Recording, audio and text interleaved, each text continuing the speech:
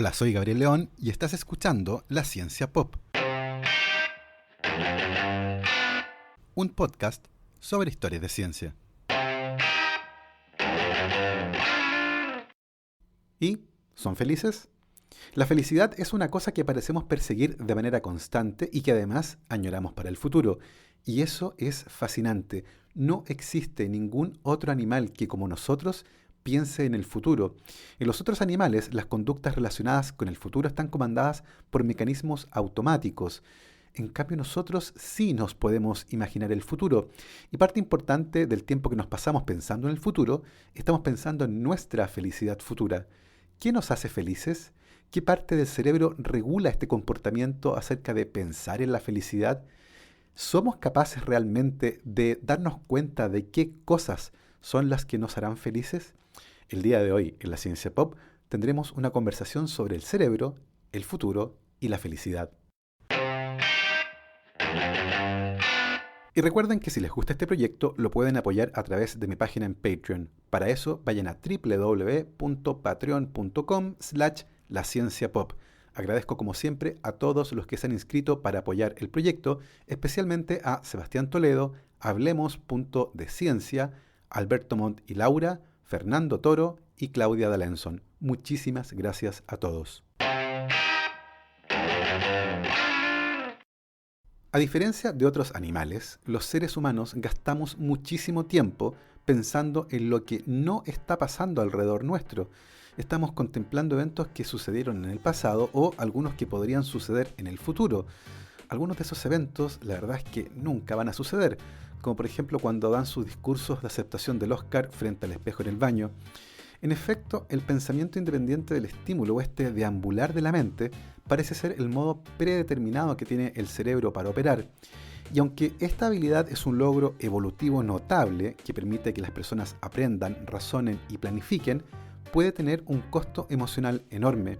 De hecho, hay muchas corrientes filosóficas y religiosas que enseñan que la felicidad se encuentra por vivir el momento, y los practicantes de estas corrientes filosóficas o religiosas están entrenados para resistir esta mente errante y, por el contrario, estar viviendo el aquí y ahora. Esas tradiciones sugieren que una mente que vaga es probablemente una mente menos feliz. ¿Tienen algo de razón esas corrientes religiosas? En los animales, por lo general, las conductas que están relacionadas con el futuro están comandadas por mecanismos automáticos. Por ejemplo, cuando una ardilla recolecta nueces para el invierno, no lo hace porque haya pensado, oh, viene el invierno y no voy a tener comida, sería bueno que junte un poco de comida. Lo hace sencillamente porque su fisiología está programada por el ritmo circadiano, y cuando la cantidad de luz y la temperatura bajan, sencillamente se activa un mecanismo automático que hacen que buscan comida. En ese sentido, los animales no se imaginan el futuro. Los seres humanos sí lo hacemos. Y un ejercicio muy bonito para mostrar cómo lo hacemos, porque no es algo que ocurra siempre, tiene que ver con una pregunta que es común que le hagamos a los niños. ¿Qué quieres ser cuando grande?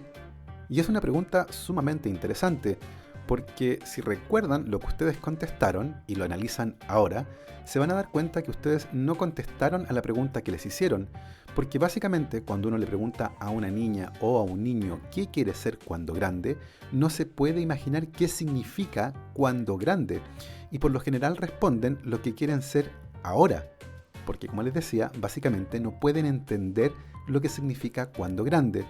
Entonces hacen lo mismo que hacen los políticos, cambian la pregunta. Hace unos 3 millones de años atrás, el cerebro de nuestros ancestros primates comenzó a crecer a una velocidad impresionante. Eso se debió, hoy día sabemos, a un par de mutaciones que modificaron la forma en la que las neuronas se movían. Y en el transcurso de 2 millones de años, la masa del cerebro aumentó 3 veces. En ese momento apareció el cerebro del humano moderno, esta masa de células que da cuenta del 2% del peso corporal, pero que consume el 20% de las calorías que ustedes gastan cada día. Y cuando el cerebro creció, no es que sencillamente se hizo más grande, aparecieron nuevas estructuras, y la parte que más creció fue el lóbulo frontal y la corteza prefrontal. ¿Qué diablos hace el lóbulo frontal? Bueno, durante mucho tiempo nadie sabía muy bien lo que hacía, pero algo estaba claro: parecía ser no tan importante. Hoy sabemos que la corteza prefrontal, que se encuentra justamente en el lóbulo frontal, es un simulador de experiencias y uno puede tener experiencias en la cabeza antes de tenerlas en la vida real. Esa es una de las tantas funciones que tiene la corteza prefrontal y es una cosa bastante única de los seres humanos, porque nadie piensa que lanzarse desnudo sobre vidrio molido podría llegar a ser una experiencia agradable. No necesitan hacerlo para saber que no es una muy buena idea. Lo podemos anticipar. El 13 de septiembre de 1848, un hombre llamado Phineas Gage tuvo un accidente bastante curioso con una barra de acero mientras preparaba una detonación para abrir camino en la construcción de una vía férrea. Phineas Gage estaba compactando la pólvora, golpeándola suavemente con la barra de acero, cuando, sin darse cuenta, la barra chocó con una roca y una chispa generó una detonación.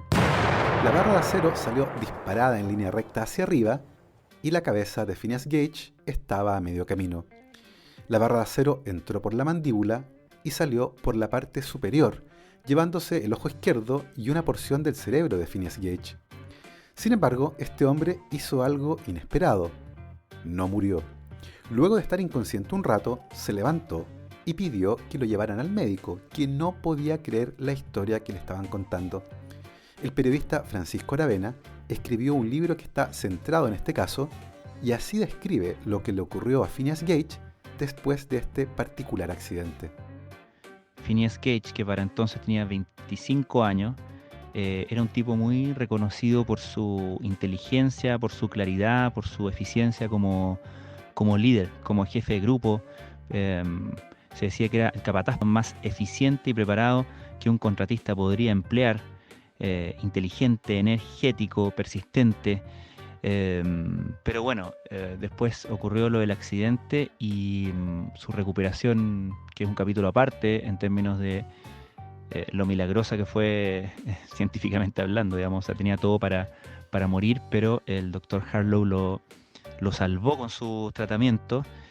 Y lo que sí que empezó a quedar claro era que Phineas Gage tenía ciertas dificultades que no estaban relacionadas ni con su memoria, ni con su lenguaje, ni con nada de las cosas, ninguna de las cosas que se medían tradicionalmente para ver si alguien había quedado con algún daño. Sin embargo, tenía problemas, por ejemplo, para sacar cuentas, para contar plata. No parecía tener como capacidad de planificar, básicamente, de mirar las cosas a largo o mediano plazo. Una de las cosas que la barra de acero que le atravesó el cerebro a Phineas Gage se llevó fue su capacidad de planificar y pensar en el futuro. Hoy sabemos que justamente son partes del lóbulo frontal las que están encargadas de esas tareas, que tienen que ver con cómo uno planifica el futuro. Sin embargo, el accidente que Phineas Gage tuvo se llevó mucho más que esas zonas del cerebro. Afectó también fuertemente algunas partes de la corteza prefrontal que están encargadas de controlar nuestro comportamiento social, una especie de freno de mano. Y en el caso de Phineas Gage se perdió no solo la capacidad de planificar el futuro, asociada, como les decía, a estas partes del lóbulo frontal, sino que también el control del comportamiento social, que está asociado fuertemente a la corteza prefrontal. Y en términos de personalidad, dicen que se puso un tipo muy, muy desagradable, como muy animal, veleidoso, caprichoso, profano, impaciente, desconsiderado en términos de con quién está y qué cosas se pueden o no pueden decir. Hay una frase muy, muy gráfica, creo yo, que es que a las mujeres se les aconsejaba no quedar solas en su presencia. O sea, básicamente se puso un tipo muy, muy descortés, cachondo, muy, muy animal en el fondo. De hecho, el propio Harlow, que fue el doctor que lo trató, escribió en algún momento: el equilibrio entre sus facultades intelectuales y sus impulsos animales se ha destruido.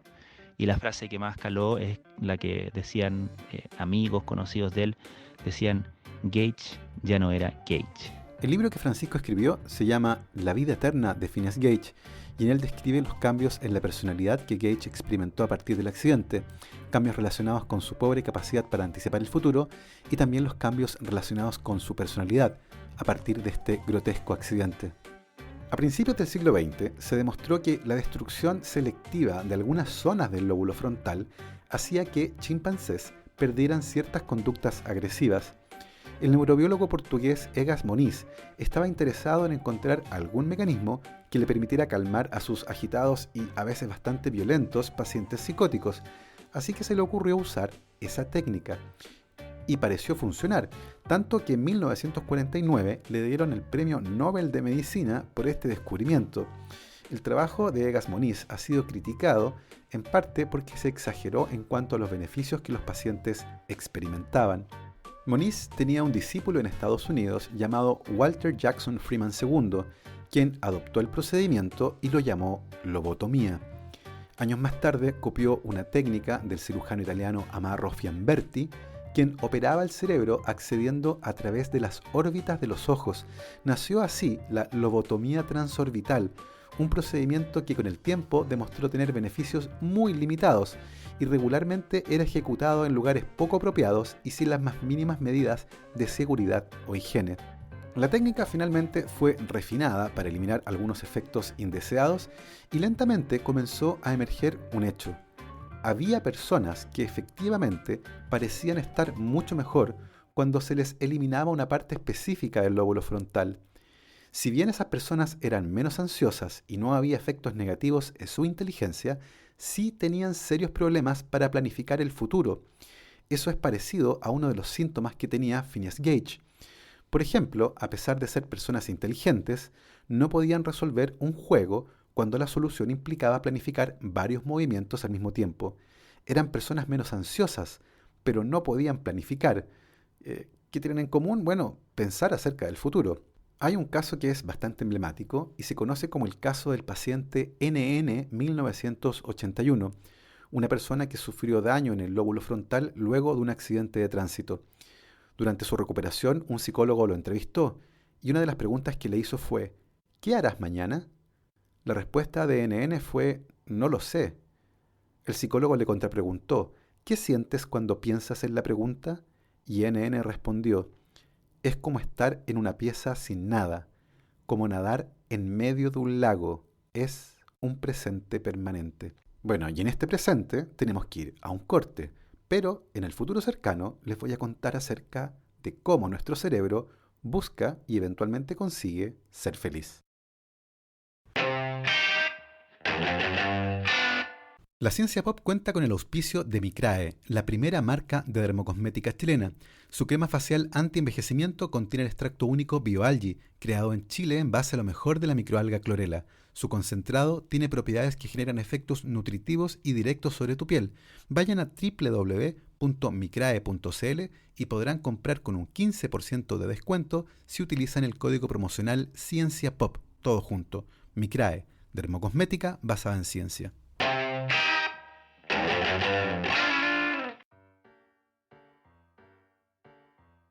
Como hemos visto hasta ahora, el lóbulo frontal nos ayuda a experimentar el futuro antes de que este ocurra, y pensamos muchísimo en el futuro.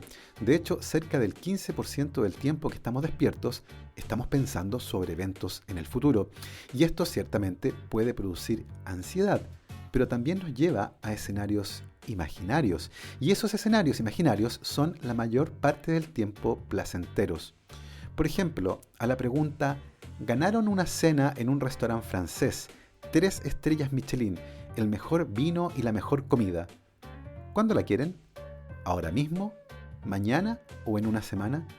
Y en promedio, las personas prefieren en una semana, porque eso les permite fantasear sobre la experiencia durante más tiempo. Y entre más elaborada es una fantasía sobre un evento, más tiempo será postergado el evento. Nos gusta quedarnos con lo mejor. Por eso nadie tiene en su Instagram fotos de un plato de comida que no le gustó o las fotos de su último choque de autos. Ahora, ¿qué también podemos predecir nuestra felicidad futura? Y la respuesta a la que llegan los psicólogos cognitivos es que lo hacemos muy mal. ¿Por qué? Porque no nos fijamos en las cosas importantes. Imaginen, por ejemplo, que se compran el diario. Piénsenlo durante 5 segundos. ¿Con qué pagaron? ¿Qué diario compraron? ¿Qué dice el titular? ¿Lo doblaron? ¿Lo leyeron? ¿Fueron caminando?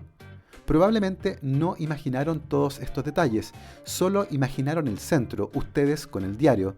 Dejaron todos los detalles fuera, porque claro, la imaginación no puede abarcarlo todo. Y esos detalles importan y explican muy bien lo mal que estimamos la felicidad futura. De hecho, se han hecho varios experimentos muy interesantes para evaluar cómo funciona nuestro simulador de experiencias futuras. Por ejemplo, ¿qué creen que los hará más felices a largo plazo? ¿Ganar la lotería o quedar parapléjicos luego de un accidente de tránsito? Les voy a dar un tiempo para que lo piensen. Nadie necesita pensarlo, ¿cierto? Uno dice automáticamente, evidentemente, ganar la lotería me va a hacer mucho más feliz a largo plazo. Sin embargo, este es un experimento que se ha hecho varias veces y siempre se ha encontrado lo mismo. Un año después de quedar en una silla de ruedas o un año después de ganar la lotería, ambos grupos de personas son básicamente igualmente felices. Y eso tiene un nombre: Impact Bias. El sesgo del impacto. El simulador se equivoca muchísimo al estimar la felicidad que nos producirán ciertos eventos, y por lo general esa felicidad es menos intensa, menos duradera de lo que uno podría estimar inicialmente. Por ejemplo, en Estados Unidos hay una pregunta que se le hace regularmente a la gente para estudiar este sesgo de impacto, y la pregunta es: ¿sería usted más feliz si viviera en California? Y la respuesta siempre es sí, por supuesto, porque todo el mundo se imagina la playa, la gente linda, los autos caros, las películas de Hollywood, pero nadie piensa en los tacos, en los terremotos, en enfermarse de lo que sea, y esas cosas importan. Y por otro lado, muchas veces no consideramos la cotidianidad en la predicción de qué tan felices o infelices nos va a hacer un evento.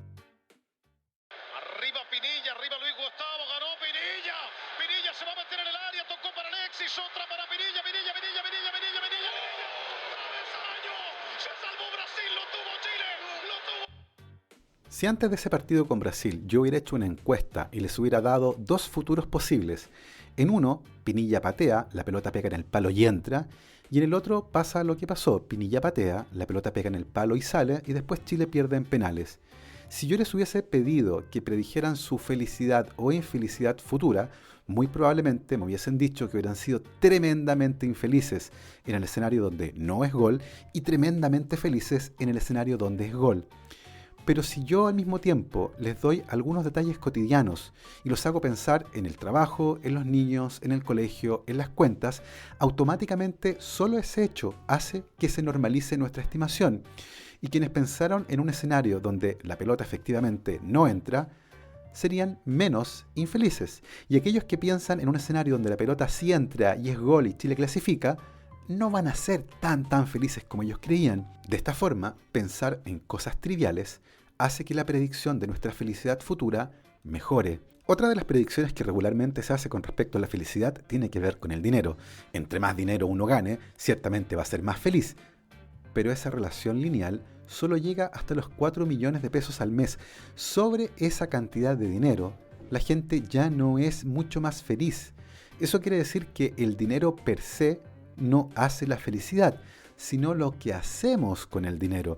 Mucha gente, por ejemplo, cuando comienza a ganar mucho dinero, decide comprarse una casa grande en la periferia, con piscina, mesa de pool y parrilla, y el impacto que tiene esa casa en su vida dura unas semanas. Y por otro lado, nadie piensa en la infelicidad permanente que produce el hecho de estar 1 hora y media o 2 horas en un taco todos los días para ir desde esa casa grande en la periferia al trabajo.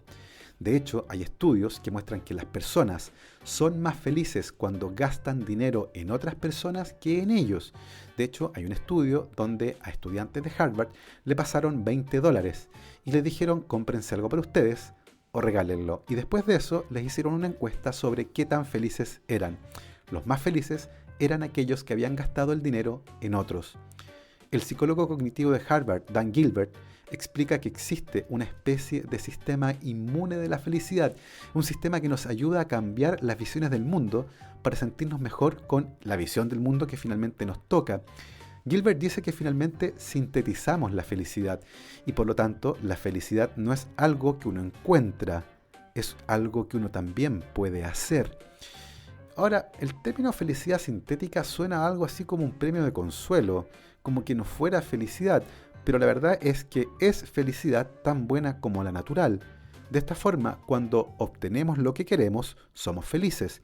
Y cuando no obtenemos lo que queremos, cambiamos nuestra opinión sobre lo que queremos y somos felices igual. Y yo sé que ustedes ahora están mirando al techo y dicen, sí, claro, es exactamente lo mismo. Pero hay un experimento que ilustra muy bien este punto y se basa en el paradigma de la elección libre. Funciona más o menos así. Toman un grupo de gente y le ponen delante 6 impresiones de cuadros de Monet. Y les piden a estas personas que ordenen esos cuadros desde el que más les gusta en el número 1 al que menos les gusta en el número 6. Y las personas los ordenan 1, 2, 3, 4, 5, 6. Y ustedes les dicen, mira, de casualidad andamos acá con una póster del cuadro que tú pusiste en el número 3 y del cuadro que tú pusiste en el número 4 y te podemos regalar uno de esos póster. ¿Cuál prefieres? Y evidentemente todo el mundo prefiere el póster número 3 porque le gustó un poquitito más que el póster número 4. Lo curioso es que si ustedes repiten el experimento 15 días después o 15 semanas después y le presentan exactamente los mismos 6 cuadros a las personas, el que antiguamente habían puesto en el número 3 ahora aparece en el número 2 y el que antes habían puesto en el número 4 ahora aparece en el puesto número 5. Felicidad. El que me tocó es mejor de lo que yo pensaba, el otro apesta. Felicidad sintética. Y de nuevo, ustedes miran para arriba y dirán, sí, claro, lo único que estoy haciendo es ser un perdedor que prefiere ver el vaso medio lleno. Pero el experimento se repitió con una vuelta tremendamente interesante. Se hizo exactamente lo mismo con pacientes que tienen amnesia anterógrada. ¿Vieron la película Memento? I guess I've already told you about my condition. Oh, well, only every time I see you. It's my memory. Amnesia. La amnesia anterógrada es una condición en la cual las personas no pueden generar nuevos recuerdos. Por ejemplo, si en este instante ustedes por alguna razón experimentaran amnesia anterógrada, podrían recordar todo lo que ocurrió hasta antes de, por ejemplo, la lesión que les causó la amnesia. Pero a partir de ese momento no serían capaces de recordar nada nuevo. Se quedarían sencillamente con los recuerdos que tenían antes de ese momento. El experimento de los cuadros se repitió justamente con pacientes que tienen amnesia anterógrada. Cuando ustedes hacen el experimento de los cuadros de Monet con personas que tienen amnesia anterógrada, el resultado es exactamente el mismo. Eso quiere decir que las personas realmente cambiaron su percepción hedónica sobre qué cuadro les gustaba más. No es que se acuerden que ellos eligieron un cuadro en particular, cambió su idea de qué los hacía realmente felices. Ahora, ¿por qué entonces nos cuesta tanto ser felices si parece que la felicidad la podemos hacer nosotros mismos? Y la respuesta de Dan Gilbert es que aparentemente nos cuesta mucho predecir lo que nos va a hacer felices. El propio Gilbert hizo un experimento muy interesante con estudiantes de Harvard, a los que les ofreció un curso de fotografía y al final del curso les enseñó a esos estudiantes a revelar sus fotos.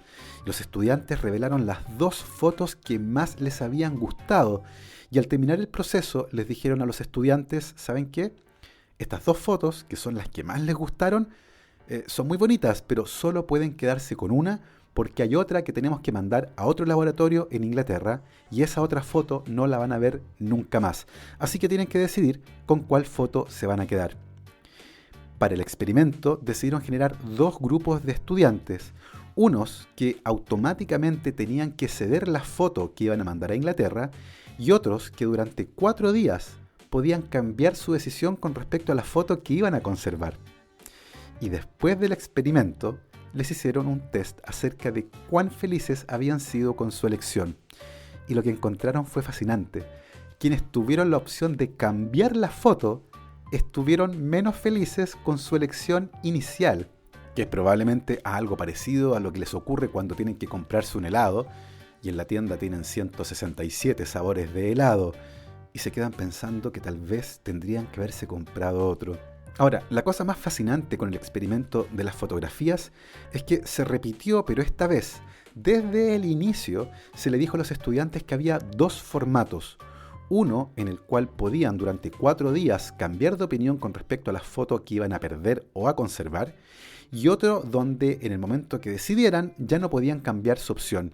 El resultado del experimento fue que casi el 70% de los participantes eligió el curso en el que pueden cambiar de idea, o sea, eligieron sin saberlo el escenario en el que serán más infelices, pensando que es mejor tener la opción de cambiar la foto.